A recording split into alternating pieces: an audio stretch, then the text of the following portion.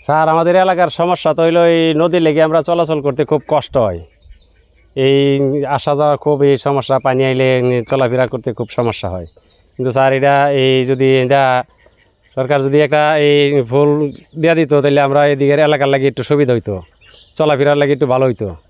চলাফেরা করতে আমরা এই সুবিধা গাড়ি লিয়ে আইতাম যাইতাম, বা একটা রিক্সা গাড়ি কিছু আইতে না, কিছু লিয়ে যাইতে না। হ্যাঁ, 200-250 পরিবারের মাঝখানে আমরা একটা গাতার খাল নদী, এই নদীটার লাগে আমরা চলাফেরায় 200-250 মানুষের অনেক কষ্ট, অনেকই সমস্যা।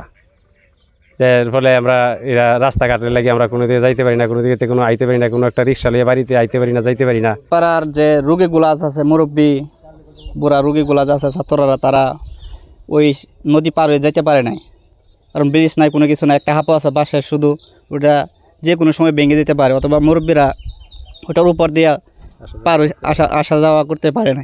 তাই ওইখানে যে একটা ব্রিজ হয় সবচেয়ে ভালো হয়। স্যার আমাদের এলাকায় দিকে একটা নদী আছে, এই নদীটার মধ্যে স্যার আমরা প্রায় 250 পরিবারের লোকজন চলাচল করে।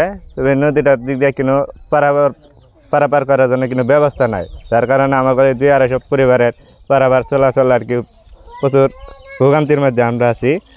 তবে এটা সরকারের যদি কোনো একটা ব্যবস্থা করে দিত তাহলে আমাদের দিক দিয়ে সুবিধা দেওয়া হইতো।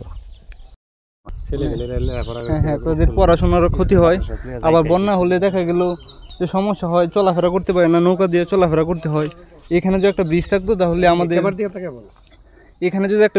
আমাদের পড়াশোনা পাশাপাশি হচ্ছে চলাফেরা সব দিক দিয়ে সুযোগ সুবিধা আর কি পাওয়া যেত।